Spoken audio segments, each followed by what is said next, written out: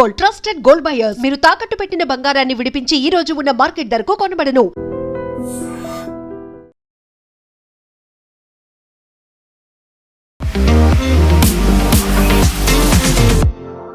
నమస్తే, నేను Kavitha. Welcome to I dream news and నిజాలు. బీహార్ సీఎం నితీష్ కుమార్ రాజ్యసభ ఎంపీ కాబోతున్నారా? ఎందుకని ఆయన సీఎం నుంచి ఇప్పుడు రాజ్యసభకి వెళ్ళాలని భావిస్తున్నారు? ఒకవేళ ఆయన రాజ్యసభ ఎంపీ అవుతే కేంద్ర మంత్రి కూడా అవుతారా? Then what about Bihar CM ఎవరు అవుతారు? ఎందుకని ఇలాంటి సడన్ డెసిషన్ని నితీష్ కుమార్ తీసుకున్నారు? మనతో పాటుగా ఉన్నారు సీనియర్ జర్నలిస్ట్ సురేష్ కొచ్చాతిల్ గారు. సార్ నమస్తే. నమస్తే. సో మనం బీహార్ గురించి మాట్లాడుకున్నప్పుడల్లా నితీష్ కుమార్ ఆయన ఉన్నటువంటి స్ట్రాటజీస్ కావచ్చు, ఆయన తీసుకునేటువంటి స్టెప్స్ కావచ్చు, వీటన్నిటి గురించి మాట్లాడుకుంటాం. Why this sudden step? ఎందుకని ఇంతకాలం ఆయన సర్వింగ్ సీఎంగా ఉండి ఇప్పుడు రాజ్యసభకి వెళ్ళాలని ఎందుకు అనుకుంటున్నారు? దీనికి ఒక ఆన్సర్ లేదండి. కానీ అమిత్ షా పట్నాల్లో నిన్న ఉన్నారంటే దానికి ఏదో మీనింగ్ ఉంది డెఫినెట్గా. అంటే ఇది ముందే ప్లాన్ చేసుకుని ఉంటారు. నితీష్ కుమార్కి ముఖ్యమంత్రిగా కంటిన్యూ చేయాలని ఆయనకు ఒక కోరిక ఉండే, కానీ ఏదో జరిగింది. ఆయన దగ్గర చాలా క్లియర్గా చెప్పుంటారు, సారీ యూ కెనాట్ కంటిన్యూ, మీరు రాజ్యసభకి వెళ్ళిపోండి, మిమ్మల్ని ఒక మినిస్టర్ చేసేస్తాం, మీరు అక్కడే ఉండిపోండి. ఇది బీహార్ పాలిటిక్స్లో ఒక బీజేపీ ఒక పెద్ద గేమ్ ఆడబోతున్నారు. కర్ణాటక వర్షన్ 2 లేకుండా మహారాష్ట్ర వర్షన్ 2. ఆల్రెడీ తేజస్వి యాదవ్ నేను కామెంట్ కొట్టారు, బీజేపీ బీహార్లో మహారాష్ట్ర తీసుకొచ్చారని. అదే జరిగింది. అక్కడ షిండే గారు ఉన్నప్పుడు షిండే గారిని పక్కన పెట్టారు, మీకు గుర్తుంటుంది. ఫస్ట్ టైం ఆయన కలిసినప్పుడు ఆయన ముఖ్యమంత్రి చేశారు. ఆయన చాలా హ్యాపీగా ఉండేది. ఫడ్నవీస్ గారు సీనియర్గా ఉండి కూడా ఆయన డిప్యూటీ సీఎంగా ఉన్నారు. బీజేపీ చెప్పారు హ్యాంగ్ ఆన్, ఇప్పుడు ఏం చేయకండి. ఎలక్షన్ వచ్చింది, అసెంబ్లీ ఎలక్షన్, దాంట్లో బీజేపీ బాగా పర్ఫామ్ చేశారు, షిండే కన్నా ఎక్కువ సీట్లు తీసుకున్నారు. ఇప్పుడు ఏం చేస్తారు ఆయన? నేను మళ్ళీ ముఖ్యమంత్రి అవుతానంటే పక్కన కూర్చోండి, మీరు ముఖ్యమంత్రి కాదు, ఈసారి ఫడ్నవీస్ గారు ముఖ్యమంత్రి. అక్కడ మెజారిటీ బీజేపీ చాలా ఎక్కువ మెజారిటీ ఉండే, స్ట్రైక్ రేషియో కూడా చాలా బాగుండే, వాళ్ళు పోటీ చేసే సీట్కి గెలిచిన సీట్లకి రేషియో. బీహార్లో మీరు చూసుంటారు, నితీష్ కుమార్ని పల్టూరామ్ అంటారు, అంటే ఎప్పుడు పల్టీలు కొడుతుంటారని. 20 సంవత్సరాల నుంచి ఆయన ముఖ్యమంత్రిగా ఉన్నారు. నడుమిట్ల కొన్ని రోజులు జీతన్ మాంఝీ ముఖ్యమంత్రి అయ్యారు. Otherwise always it was Nitish Kumar. కానీ ఆయన ఒక పార్టీలో ఎప్పుడు ఉండలేదు, అంటే ఒక అలయన్స్లో ఉండలేదు. ఒకసారి ఎన్డీఏతో ఉంటారు, మళ్ళీ ఇటు కాంగ్రెస్ ఆర్జేడీతో వెళ్ళిపోతారు, మళ్ళీ ఎన్డీఏకి వస్తారు, మళ్ళీ ఆర్జేడీ వైపు వెళ్తారు. అండ్ ప్రతి ఎలక్షన్లో, ఎస్పెషల్లీ లాస్ట్ 2 ఎలక్షన్లో ఎప్పుడు చెప్తూనే ఇది నా లాస్ట్ ఎలక్షన్, నేను ఇంకా పోటీ చేయను, కానీ మళ్ళీ వచ్చి పోటీ చేస్తారు. దాని ఇంగ్లీష్లో టీనా ఫ్యాక్టర్ అని చెప్తారు. ఇప్పుడు దెర్ ఈజ్ నో ఆల్టర్నేటివ్, అంటే ఒక ముఖ్యమంత్రి క్యాండిడేట్ లేరు బీజేపీకి కానీ ఎవరికైనా కానివ్వండి. అది పెద్ద ప్రాబ్లం. ఎందుకంటే బీజేపీకి సుశీల్ కుమార్ మోదీ ఉన్నదాకా ఒక క్యాండిడేట్ ఉండే బీహార్లో, కానీ ఆయన పోయారు. ఆయన పోయిన తర్వాత ఒక ఆల్టర్నేట్ క్యాండిడేట్ బీజేపీలో ఇప్పుడు దాకా రాలేదు. మీ దగ్గర అడిగితే నా దగ్గర అడిగితే క్యాండిడేట్ ఎవరు అంటే మనకు we can't even think. UP కాగానే మనం యూజువలీ యోగి ఆదిత్యనాథ్ అంటాం, దానికన్నా ముందు కళ్యాణ్ సింగ్ ఉన్నారు, చాలామంది ఉన్నారు క్యాండిడేట్స్. ఈవెన్ కర్ణాటక చెప్తే మీరు యదియూరప్ప అంటారు, కానీ బీహార్లో ఏంటి? అది పెద్ద ప్రాబ్లం. ఒక ఎండింగ్. ఇప్పుడు మీరు పట్నాయక్ చూస్తే, నవీన్ పట్నాయక్ ఎన్నో సంవత్సరాల నుంచి ఆయన కూడా ముఖ్యమంత్రిగా ఉన్నారు. మనం ఎప్పుడు అనుకోలేదు ఆయన ముఖ్యమంత్రి పదవి నుంచి ఓడిపోతారు అనుకోలేదు, కానీ ఓడిపోయారు ఈసారి. బహుశా ఏం జరుగుంటుందంటే బీజేపీకి నేను చెప్పాను చూడండి, ఇంకా ఒక గోయింగ్ ఫర్ ద కిల్ అంటాం మనం. ఆర్జేడీ కాంగ్రెస్ని ఫినిష్ చేసేసి నెక్స్ట్ ఎలక్షన్ వచ్చేదాకా, ఎందుకంటే Bihar one of the largest states, లోక్సభకి ఎంపీస్ పంపించేసి నెక్స్ట్ ఎలక్షన్లో 2029 ఎలక్షన్లో చాలా క్రూషియల్గా ఉండబోతుంది బీహార్. సో బీహార్లో 90% సీట్లు గెలవడానికి ఉన్న ప్లాన్ ఉండొచ్చు, ఇది తయారు చేస్తున్నారు బీజేపీ. కాకపోతే ప్రతిసారి ఇప్పుడు మీరు బీహార్లో మహారాష్ట్రను తీసుకొస్తారా, లేకుంటే బీహార్లో కర్ణాటకను తీసుకొస్తారంటే మహారాష్ట్రలోనేమో అక్కడ ఉన్నటువంటి రీజనల్ పార్టీస్ని ముక్కలు చేశారు, కర్ణాటకలో రీజనల్ పార్టీ లేకుండానే చేశారు. ఇప్పుడు బీజేపీ కావచ్చు, కాంగ్రెస్ కావచ్చు, ఉన్నది నేషనల్ పార్టీస్ ఏమైనా వచ్చాయంటే రాష్ట్రాల్లో ఉన్నటువంటి రీజనల్ పార్టీలు, స్థానిక పార్టీలను లేకుండా వైప్అవుట్ చేసేస్తారు. అదే స్ట్రాటజీ ఇప్పుడు బీహార్లో వర్కౌట్ చేస్తోంది అనుకున్నా, లేకపోతే బీజేపీయే రాబోతుంది అంటే దెన్ వాట్ అబౌట్ అక్కడ ఉన్నటువంటి రీజనల్ పార్టీ, దాని అస్తిత్వం అని అంటాం కదా, అది లేకుండా పోతుంది కదా. కర్ణాటకలో ఏం చేశారు? ఒక టైంలో మండ్యా పార్టీ అంటే జేడిఎస్, కుమారస్వామి అండ్ దేవగౌడ ప్రధానమంత్రి కూడా అయ్యారు. దేవర్ అబ్సల్యూట్ రాజాలు అక్కడ. అంటే ఒకటి కాంగ్రెస్ లేకుంటే జేడిఎస్, లేకుంటే వీళ్ళిద్దరు కలిసి పరిపాలిస్తారు. బీజేపీ మెల్లమెల్లగా వచ్చి యదియూరప్ప గారు వచ్చారు, బీజేపీ కొన్ని సీట్లు గెలిచారు. నెక్స్ట్ టైం ఇంకా బాగా పర్ఫామ్ చేశారు. దక్షిణ కన్నడలో బాగా పర్ఫామ్ చేశారు. వెళ్తూ లాస్ట్ బీజేపీ గవర్నమెంట్ ఫామ్ చేశారు. దాని తర్వాత యెదియూరప్ప మీద కరప్షన్ అలిగేషన్స్ అది ఇది జరిగింది. యెదియూరప్ప గారు పార్టీ నుంచి వెళ్ళిపోయారు. కొత్త పార్టీ ఆయన పెట్టుకున్నారు. దాని తర్వాత బీజేపీకి 12% ఓట్లు తగ్గినాయి. ఇదన్నీ స్టోరీ మనకు తెలుసు. కానీ మళ్ళీ యెదియూరప్ప తిరిగి వచ్చారు. ఇప్పుడు బీజేపీ ఆపోజిషన్లో ఉంది. అట్లీస్ట్ ఆపోజిషన్లో ఉంది కదా. కానీ ఏం చేశారు వాళ్ళు? జేడిఎస్ని మెల్లగా వాళ్ళు ఒక పార్టీ విత్ అబ్సల్యూట్ మెజారిటీ ఉన్న పార్టీని తీసుకొచ్చి ఎమ్మెల్యే లేకుండా చేసేసారు. 10 మంది 5 మంది ఎమ్మెల్యేలు చేసేసారు. కుమారస్వామిని తీసుకెళ్ళి యూనియన్ గవర్నమెంట్లో పెట్టారు. ఆయనకు అస్సలు ఇష్టం కాలేదు. ఆయన చాలా క్లియర్గా చెప్పారు ఆయన బాడీ లాంగ్వేజ్లో. కావాలని చేశారు బీజేపీ. కర్ణాటకలో ఉండకూడదు, మీరు ఢిల్లీలో ఉండండి. వాళ్ళ నాన్నగారిని తీసుకొచ్చి రాజ్యసభ మెంబర్ చేస్తారు. ఆయన కూడా ఇక్కడ ఉండకూడదు. బీజేపీ షుడ్ డామినేట్ కర్ణాటక అని. అది ఇప్పుడైతే ఇమీడియట్ కాదు, ఇప్పుడు ఆపోజిషన్లో ఉన్నారు. బహుశా ఇంకా 5 సంవత్సరాలు 10 సంవత్సరాలు they will build up that. Problem ఎక్కడ వస్తుందంటే when you have a tri party contest, అంటే 3 పార్టీలు పోటీ చేస్తున్నారు కవిత గారు, మీకు 33% ఓట్లు వస్తుందనుకుంటాం. రావచ్చు. క్రెడిట్ ఒకరికి 40 వస్తే వాళ్ళు గెలుస్తారు. 40வது వస్తే ల్యాండ్ స్లైడ్ అయిపోతుంది. ప్రాబ్లం ఏంటంటే ఈవెన్ లైక్ తెలంగాణలో లాగానే తెలంగాణలో బీఆర్ఎస్, కాంగ్రెస్, బీజేపీ ఉన్నారు. బీజేపీ స్ట్రాటజీ ఏముండాలంటే బీఆర్ఎస్ని ఫినిష్ చేయాలండి కంప్లీట్గా. కవిత వెళ్ళిపోయింది, కేసీఆర్ గారికి కనిపించట్లేదు, కేటీఆర్ అండ్ హరీష్ రావు మాట్లాడరు ఎక్కువ. అది ఎక్స్ప్లాయిట్ చేయాలంటే చేయలేదు. కర్ణాటకలో చేశారు, అది బాగా చేశారు. కర్ణాటకలో they finished off Yediyurappa completely. యెదియూరప్పని ఫినిష్ చేసిన తర్వాత ఆయన తిరిగి వచ్చారు. మళ్ళీ ఆయనకు అర్థమైపోయింది వితౌట్ నేను బయట ఉండి నేనేం చేయాలని చెప్పి తిరిగి వచ్చారు పార్టీలు. ఆ టైంకి ఆయన పొజిషన్ కొంచెం వీక్ అయిపోయింది. ఇప్పుడు ఆయన కొడుకు వాళ్ళు ఉన్నారు అక్కడ, వాళ్ళు నడిపిస్తారు. కానీ బీజేపీకి స్ట్రాంగ్ లీడర్స్ లేరు కర్ణాటకలో ఇప్పుడు. అదే టైంలో మహారాష్ట్రలో చూడండి ఏం చేశారని. షిండేని ముంబై మున్సిపల్ కార్పొరేషన్ ఎలక్షన్ వచ్చినప్పుడు, అంటే మున్సిపల్ కార్పొరేషన్ ఎలక్షన్ మహారాష్ట్రలో వచ్చినప్పుడు ఒక 2 నెలల ముందు బీజేపీ వాళ్ళతో పొత్తు పెట్టుకోలేదు. చాలా తక్కువ, ఎక్సెప్ట్ ముంబై ఎక్కడ పొత్తు పెట్టుకోలేదు. వాళ్ళు నాకు అక్కర్లేదు అన్నారు. ఆలోచించాడు. ఒక టైంలో ఆయన ముఖ్యమంత్రి ఉండే. మీరు పూణే చూడండి, పింప్రి చించ్వాడ్ చూడండి, నవీ ముంబై చూడండి, మొత్తం బీజేపీ తీసుకెళ్ళిపోయారు కంప్లీట్గా, వైపౌట్ చేసేసారు. షిండే ఎక్కడ లేకుండా లాస్ట్లో షిండే ఏమైనా డ్రామా చేశాడు. ముంబై బిర్హన్ ముంబై కార్పొరేషన్లో మా మేయర్ ఉండబోతున్నారు, మేమే ఎప్పుడు Fadnavis said sorry we will not allow, మేము వెళ్ళిపోతాం, మేము వాళ్ళతో చేయగలుపుకుంటాం, చేసుకో. గేమ్ ఆఫ్ బ్లఫ్ అంటారు. మీరు బ్లఫింగ్ చేస్తారు, చేసుకోండి, no problem, you want join them, go join them అన్నారు. వెళ్ళలేదు. నితీష్ కుమార్ కూడా అదే ఉండే. నితీష్ కుమార్కి దీనికన్నా ముందు ఒక బ్లాక్మెయిల్ వెపన్ ఉండే. ఏమనంటే నేను ఆర్జేడీలో వెళ్ళిపోతాను, నేను కాంగ్రెస్ వైపు వెళ్ళిపోతాను. కానీ ఈసారి ఆర్జేడీ కాంగ్రెస్ ఓటింగ్ పర్సంటేజ్ చూసి నితీష్కి అర్థమైపోయింది ఇంకా వాళ్ళకి అటువైపు వెళ్ళే ప్రసక్తే లేదని. ఈవెన్ ఇఫ్ నితీష్ కుమార్ వెళ్ళిపోతే హాఫ్ ద ఎమ్మెల్యేస్ బీజేపీకి కొనుక్కుంటారు.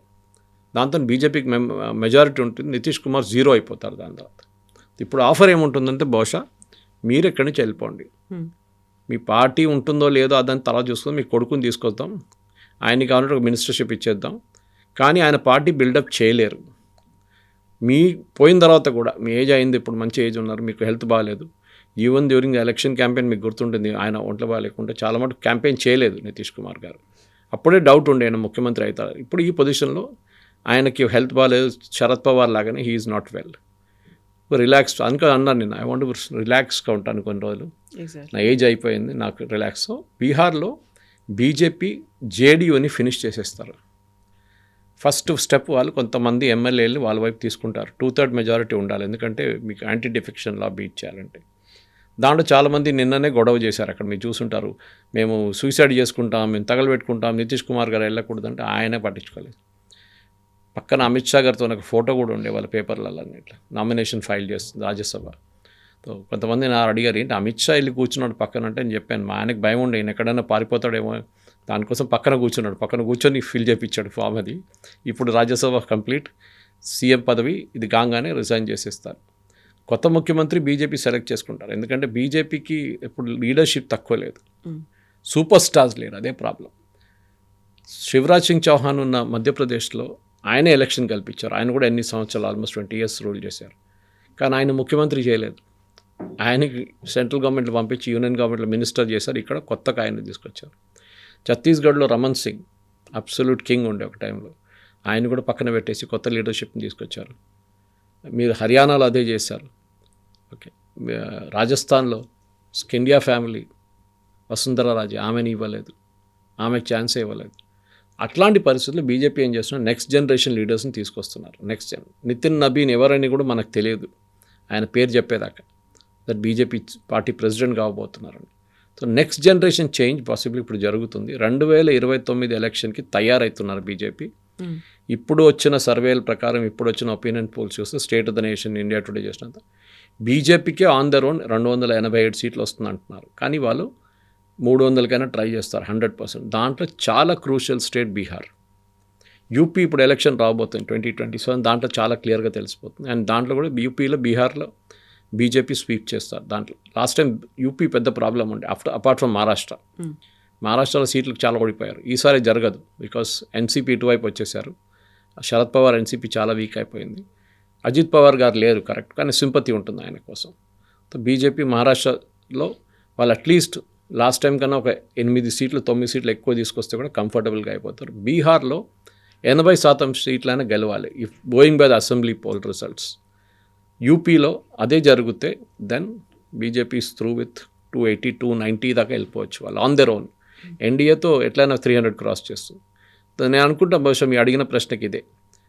Apart from that A reason కనిపించట్లేదు ఇప్పుడు సడన్గా నితీష్ కుమార్ని తీయాల్సింది. ఒకటే ఏంటంటే అక్కడ గవర్నర్లు కూడా కొంతమంది షఫిల్ చేసిన అనుకున్నాను, ఈయన గవర్నర్ చేస్తారేమో అనుకున్నాను. నిన్న చూస్తే రాజ్యసభ నామినేషన్ ఫైల్ చేసిండ. సో గవర్నర్గా వెళ్ళారు ఆయన, విల్ బీ రాజ్యసభ మెంబర్. బహుశా అక్కడే రిటైర్ అయిపోతారు ఆయన. దీనికన్నా ముందు అగ్రికల్చర్ మినిస్టర్, రైల్వే మినిస్టర్ అన్నారు కదా. అవును, మోదీ 3rd టైం పీఎం అవ్వడానికి వాళ్ళకి కావాల్సినటువంటి మెజారిటీ లేకపోతే ఆ గవర్నమెంట్ నిలబడడానికే కీలకమైనటువంటి పర్సన్ నితీష్ కుమార్. వాళ్ళ ఎంపీలతో సపోర్ట్తోనే ఇప్పుడు ఆ గవర్నమెంట్ నడుస్తోంది అనేది ఒక అనివార్యమైనటువంటి పరిస్థితి అక్కడ ఉంది అనుకున్నప్పుడు ఈయన సపోర్ట్ చాలా అవసరం. బట్ అలాంటి పర్సన్నే రాష్ట్రంలోంచి తప్పించి తీసుకెళ్ళి అక్కడ పెట్టుకోవాలి అంటే ఇప్పుడు మీరు చూడండి, ఈ ఉన్న బీహార్లో ఉన్న జేడీయూ ఎంపీస్ అంతా బీజేపీకి వచ్చేస్తారు. Don't be surprise. ఇప్పుడు ఇమ్మీడియట్గా జరగకపోవచ్చు, 4 నుంచి 6 నెలల లోపల వచ్చేస్తారు. దీనికి ఒక స్ట్రాటజీ ఉంది ఒకటి. నితీష్ కుమార్ చాలా క్లియర్గా తెలుసు, ఆయన ఆయన సపోర్ట్ విత్డ్రా చేస్తే కూడా మోదీ గవర్నమెంట్ పడదు. బికాస్ చంద్రబాబు నాయుడు ఉన్నారు అటువైపు. చంద్రబాబు నాయుడు టీడీపీ సపోర్ట్తో డెఫినెట్గా they will win. Chandrababu Naidu వెళ్ళిపోతాడా అని చాలా రోజులు చాలామంది అడుగుతుండే కూడా. రేపు సడన్గా సపోర్ట్ విత్డ్రా చేస్తారు. ఆయన కూడా దీనికన్నా ముందు 2-3 సార్లు చేసిండు కదా మోదీ గారితో. అట్లనే లాస్ట్ మినిట్లో ఏదైనా చేస్తారంటే చేయరు. దానికి కారణం ఒకటి ఉంది, పవన్ కళ్యాణ్ ఇస్ ఒక ఫ్యాక్టర్. మోదీ ఫ్యాక్టర్ ఏంటంటే మోదీ కన్నా అగ్రెసివ్ హిందుత్వం పవన్ కళ్యాణ్ దగ్గర ఉంది. So as long as Pawan Kalyan అక్కడ ఉన్నదాకా Chandrababu Naidu will not move. ఆయన ఎన్డీఏ నుంచి బయటికి రారు. ఇప్పుడు రావడానికి ప్రసక్తి లేదు, ఎందుకంటే కాంగ్రెస్ అంత వీక్ అయిపోయింది అక్కడ. ఆంధ్రాలో అయితే కాంగ్రెస్ లేదనుకోండి అసలు. ఇటువైపు తెలంగాణలో ఒకటే ఉంది, కర్ణాటకలో ఉంది. ఈ పరిస్థితుల్లో నితీష్ కుమార్ చాలా క్లియర్గా తెలుసు, మా పార్టీ నుంచి నేను బ్లాక్మెయిల్ కూడా చేయలేను. ఏమనంటే బీజేపీ ఎంపీలన్నీ ఎత్తుకపోతారు. అది ఇప్పుడే జరగబోతుంది. అది formally I won't be surprise. సంవత్సరం తర్వాత 2 సంవత్సరాల్లో జేడీయూ అనే పార్టీ చాలా చిన్న పార్టీగా అయిపోతుంది అక్కడ బీహార్లో. And it will be a direct contest, RJD versus BJP. Congress కూడా ఉండరు. కాంగ్రెస్ కూడా అక్కడ అసలు ఓవైసీ వచ్చిన తర్వాత ముస్లిం ఓట్లన్నీ ఓవైసీ తీసుకెళ్ళిపోయారు బీహార్లో. కాంగ్రెస్కి అసలు అక్కడ ఛాన్సే లేదు నెక్స్ట్ టైం. సో బహుశా ఇదే రీజన్ ఉండొచ్చు, నాకు ఇంకే రీజన్ కనిపించట్లేదు. ఎందుకంటే ఇంత మేజర్ ఒక మార్పు, ఎలక్షన్ లేదు, ఏం లేదు అక్కడ. ఇప్పుడు ఎందుకు జరిగింది అనేది, ఇది 2029 ఎలక్షన్ ముందు జరుగుతుండే I would have been not surprised. Okay, ఎలక్షన్తో సంబంధం ఉంది, ఎలక్షన్ ఇంకా ఉన్నాయి కదా, టైం ఉంది కదా. వీఆర్ ఓన్లీ ఇన్ 26, ఇంకా 3 సంవత్సరాలు ఉన్నాయి మోదీ గారికి నెక్స్ట్ టర్మ్కి. ఇప్పుడు ఎందుకు చేశారంటే నాకు అనిపిస్తుంది ఇదొకటే, ఒక కుషన్ వాళ్ళకి వచ్చేస్తుంది బీజేపీకి. దట్ మా దగ్గర కంఫర్టబుల్లీ ఆన్ అవర్ ఓన్ మాకు ఎంపీస్ ఉన్నారు, ఇప్పుడు అలయన్స్ అక్కర్లేదు మాకు. ఆఫ్ కోర్స్ నాయుడు ఉంటారు, చంద్రబాబు నాయుడు గారు ఉంటారు, కానీ టెన్షన్ ఉండదు అంతా బీజేపీ. అది నాకు అదొకటే రీజన్ కనిపిస్తుంది ఇప్పుడు. స్టేట్లో, కౌన్సిల్లో, అసెంబ్లీలో 2 చోట్ల ఆయన రిప్రజెంట్ చేశారు. ఆ తర్వాత పార్లమెంటరీ లోక్సభలో రిప్రజెంట్ చేశారు. ఒక చెయ్యంది ఓన్లీ రాజ్యసభ కాబట్టి అక్కడ కూడా చేసేస్తే 4 హౌసెస్ని నితీష్ కుమార్ రిప్రజెంట్ చేసినట్టుగా అవుతుంది. కాబట్టి ఆయన రాజ్యసభకు వెళ్తున్నారు అనే మాట ఆయన చెప్పుకున్నప్పటికీ, లెటర్లో అది రాసుకుంటున్నప్పటికీ కూడా అది క్లియర్‌గా జస్టిఫై చేసుకున్నట్టుగా అనిపించట్లేదు. ఏదో జరిగింది అనేది తప్ప ఇంత సడెన్‌గా వెళ్ళిపోతాడెందుకు? అందులో బీజేపీ ఇంత పెద్ద మైండ్ గేమ్ ప్లే చేసిందా? మొత్తం రాష్ట్రాన్ని తను అంత 20 ఇయర్స్ సర్వ్ చేసినటువంటి రాష్ట్రాన్ని వదిలేసి వెళ్ళిపోయి అక్కడుంటారు. అది కూడా తనకి హెల్త్ సపోర్ట్ చేయట్లేదు కాబట్టి ఏదో చిన్న పొజిషన్‌లో కేంద్ర మంత్రి పదవి ఇవ్వొచ్చేమో. అంత ప్రామినెంట్‌గా ఉన్నటువంటి పొజిషన్ ఇవ్వకపోవచ్చు అనేది. కాంప్రమైజ్ ఎందుకు అవుతున్నారు? ఐ థింక్ నాకు డౌట్ ఏమొస్తుందంటే I think something is wrong with his health issue ఉండొచ్చు. అది అమిత్ షాకి తెలుసు, మోదీ గారికి తెలుసు, బహుశా ఆయన కూడా తెలిసి ఉంటుంది. తో ఈ స్ట్రెస్ ఆయన తీసుకోలేకపోతారు అని ఒక డౌట్ వచ్చి ఉంటుంది హెల్త్లో. డాక్టర్లు చెప్పుంటారు. ది ఎలక్షన్ క్యాంపెయిన్ టైంలో కూడా చెప్పాను చూడండి, ఆ టైంలో కూడా ఆయనకు చాలా క్లియర్గా హెల్త్ ఇష్యూస్ ఉండే. ఫస్ట్ 8 మీటింగ్స్కి రాలేదు ఆయన, పబ్లిక్ మీటింగ్స్కి. అప్పుడే డౌట్ వచ్చింది ఏదైనా ఇష్యూ ఉందా అంటే. తర్వాత ఆయన అటెండ్ చేసింది కానీ అంత మూడ్లో లేకుండా ఆయన. బహుశా ఏదో హెల్త్ ఇష్యూ జరుగుంటుంది.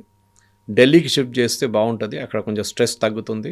అది కాకుండా అక్కడ హెల్త్ కావాలంటే బెస్ట్ ఫెసిలిటీస్ ఢిల్లీలో ఉంది. All institute of medical science ఉంది, అపోలో లాంటి పెద్ద పెద్ద హాస్పిటల్స్ ఉంది అక్కడ, మెదాంతా లాంటి, మీరు చూసుకుంటారని. సో బహుశా నా రీడింగ్ ఇది ఒక్కటే ఉంది, that something is wrong with his health, which మీకు నాకు తెలియదు.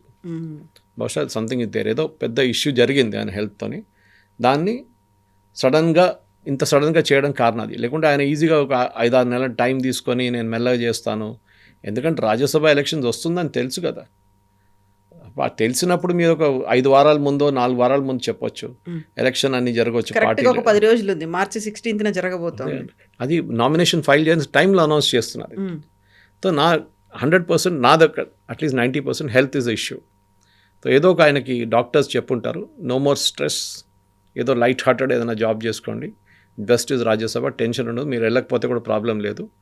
మినిస్టర్షిప్ కూడా బహుశా తీసుకోరు అనుకుంటాను నేను.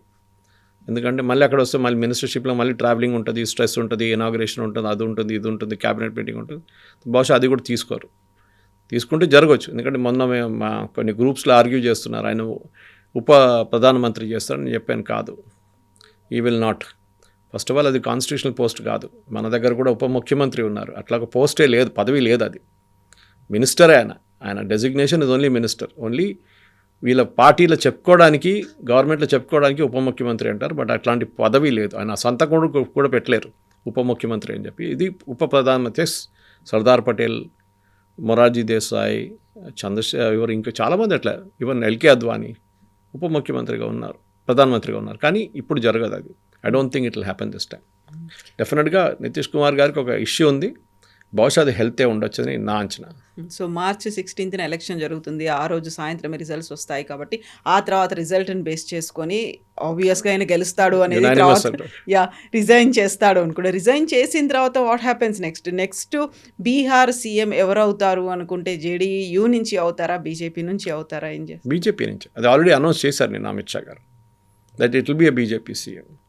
దాంట్లో 5 పేర్లు కూడా వస్తున్నాయి బయట. కానీ బీజేపీలో ఎప్పుడు చెప్పలేము. బీజేపీలో మీరు ఎంతోమంది వాళ్ళు వీళ్ళు అని చెప్పి, శివరాజ్ సింగ్ చౌహాన్ వచ్చిన తర్వాత, బయటకు వచ్చిన తర్వాత, ఆయన యూనియన్ మినిస్టర్ చేసినప్పుడు చాలా పేర్లు బయటకు వచ్చినాయి. కానీ సడన్గా ఏదో ఒక పేరు వచ్చేసింది. Exactly, BJP national president Nitin Nabin పేరు కూడా అలాగే వచ్చింది కదా చివరిలో. సో అదే అంటారా. సో బీజేపీలో ఏంటంటే కాడర్ బేస్డ్ పార్టీ. భారతదేశంలో 2 కాడర్ బేస్డ్ పార్టీస్ ఉన్నారు, ఒకటి కమ్యూనిస్టులు, ఒకటి బీజేపీ. కమ్యూనిస్టులు అయితే మ్యూజియంలో పెట్టేశారు వాళ్ళు ఎక్కడ లేరు, వాళ్ళ పరిస్థితి ఇప్పుడు. అట్లాంటి దాంట్లో బీజేపీలో నెక్స్ట్ జనరేషన్, అదే నేను మళ్ళీ రిపీట్ చేస్తాను, నెక్స్ట్ జనరేషన్ లీడర్షిప్ 2029కి ఈ స్టైల్ లాస్ట్ టైం చేసిన తప్పులు ఈసారి కరెక్ట్ చేసుకుంటున్నారు బీజేపీ. ఒకటి, ఎకానమీ ఓకే అని ఉంది, ప్రాబ్లం లేదు. రెండవది, మేజర్ స్టేట్స్ ఎక్కడెక్కడ బీజేపీ లాస్ట్ టైం ఓడిపోయారో అక్కడ బీజేపీ పర్ఫార్మెన్స్ చాలా బాగా మంచిగా పర్ఫామ్ చేస్తున్నారు. ఒకటి మహారాష్ట్ర, నెక్స్ట్ యూపీ, మూడవది బీజేపీ చేతిలో లేని బీహార్. ఇప్పుడు బీజేపీ కంట్రోల్లో వచ్చినప్పుడు బీజేపీకి ఎక్స్క్యూజ్ లేదు, మేము ఎందుకు పర్ఫామ్ చేయలేదని. సో కంఫర్టబుల్, ఎందుకంటే యూపీఏ 80 సీట్లు పంపిస్తారు. 80 చెప్తుంటారు చూడండి, those who win UP will win India అని. అది కరెక్టే. అది మహారాష్ట్ర నెక్స్ట్, చాలా పెద్ద స్టేట్, అక్కడ కూడా చాలా క్రూషియల్గా ఉంటుంది. బీహార్, ఆఫ్కోర్స్ వెస్ట్ బెంగాల్ ఉందనుకోండి, కానీ అక్కడ బీజేపీకి ఈవెన్ 12 సీట్లు వస్తే కూడా చాలు, అక్కడ దే కెన్ స్టిల్ మేనేజ్. కానీ 380 ఈజ్ బీజేపీస్ టార్గెట్, 385 అది రావాలంటే బీహార్లో చాలా ఇంపార్టెంట్. అండ్ బహుశా it must be something Nitish Kumar గారు హెల్తే ఉండొచ్చు. అది కాకుండా I don't think it's a major issue, ఎక్కడో ఏదో ఒకటి జరిగి ఉంటుంది, అది హెల్తే ఉండొచ్చు. అది ఇప్పుడు జేడీయూ మెల్లిగా సైలెంట్ అవుతుంది, సైడ్లైన్ చేస్తోంది బీజేపీ అనుకున్నప్పుడు అక్కడ ఆర్జేడీ ఇంకా ఉంది, లాలూ ప్రసాద్ ఉన్నాడు, తేజస్వి యాదవ్ వీళ్ళందరూ కూడా ఉన్నారు. వాళ్ళకి ఇంకా ఎక్కువ స్ట్రెంగ్త్ వచ్చినట్టు అవుతుంది కదా, ఎందుకంటే వాళ్ళకి ఒక రీజనల్ పార్టీ తప్పుకున్న తర్వాత రీజనల్ పార్టీగా ఇంకా ఎక్కువ ఎమర్జ్ అవ్వచ్చు, మోర్ స్ట్రాంగ్ అవ్వచ్చు, స్ట్రెంగ్త్ వాళ్ళు గెయిన్ అవుతుంది. ఆ టైంలో మళ్ళీ బయట నుంచి వచ్చింది వాళ్ళకి ఇంకొక అస్త్రం అనేది అయితే దొరుకుతుంది. ఒక రీజనల్ పార్టీని చంపేశారు చూడండి, మనమే ఉన్నాము, ఏకైక ఆధారం అంటారా, సోర్స్ అని మనమే అనుకుంటాం, మళ్ళీ నేషనల్ పార్టీ ఎందుకు మనకు అనే ఒక క్యాంపెయిన్ చేయొచ్చు కదా వాళ్ళు.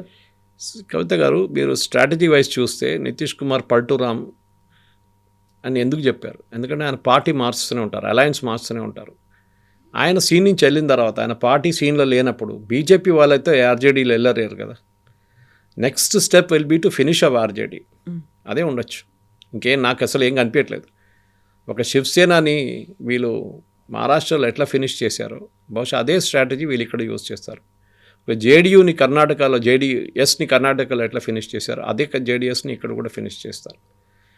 Next target will be Tejashwi Yadav. ఆయన్ని ఇర్రెలవెంట్ చేయడానికి బీహార్ పాలిటిక్స్లో బీజేపీ చాలా కష్టపడతారు. దానికి వాళ్ళ ముఖ్యమంత్రి ఉంటే ఇంకా బాగా చేయొచ్చు. నితీష్ కుమార్ ఉన్నదాకా ఒక రెస్ట్రిక్షన్ ఉంటుంది వాళ్ళ మీద, ఇది ఇప్పుడు రెస్ట్రిక్షన్ ఉండదు, అండ్ డెఫినెట్గా అదే జరగబోతుంది.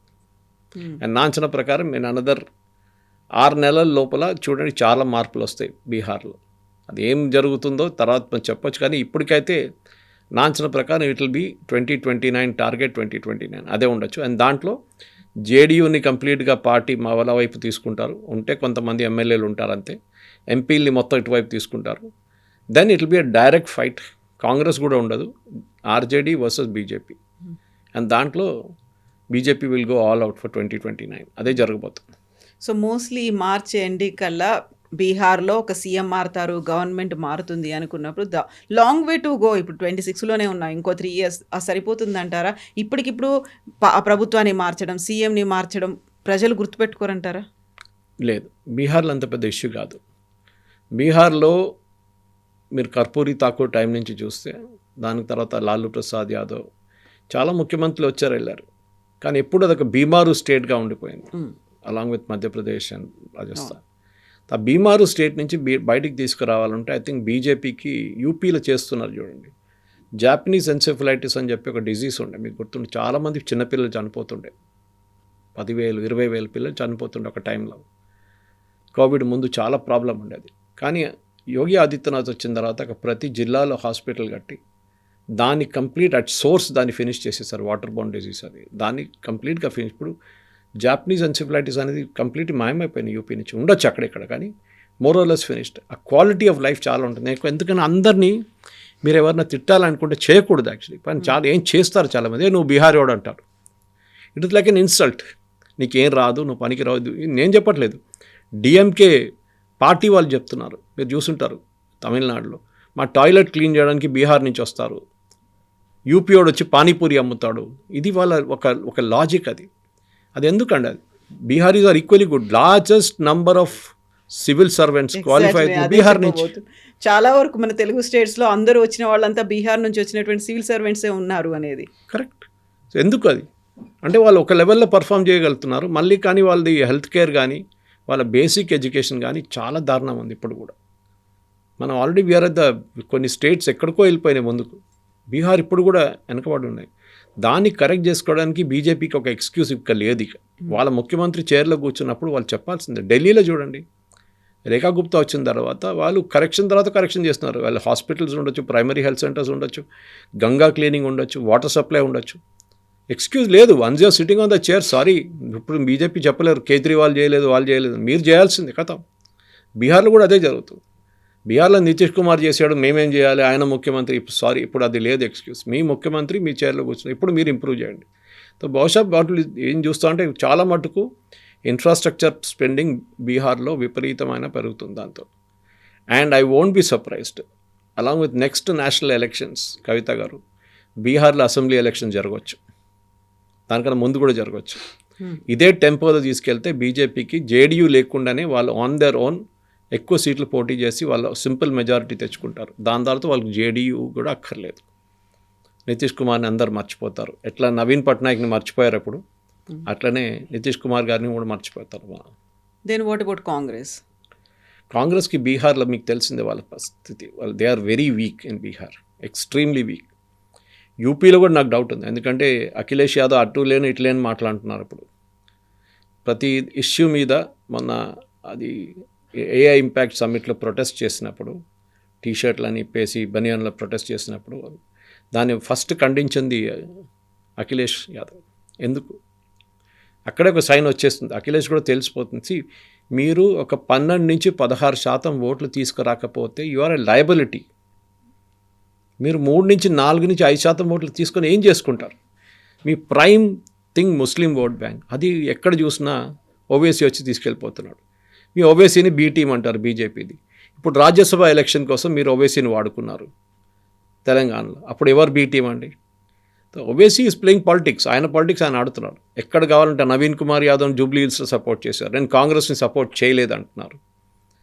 సో అదే పార్టీ. సో జేడీయూ పాసిబుల్ అదే చెప్తాను, జేడీఎస్ స్టేట్కి వచ్చేస్తారు. కర్ణాటకలో జేడీఎస్ ఏ పరిస్థితిలో ఉన్నారు ఇప్పుడు, అదే పరిస్థితి. History is repeating itself again, అదే జరుగుతుంది. Yes sir, thank you so Thank you very much sir, much. Thank you.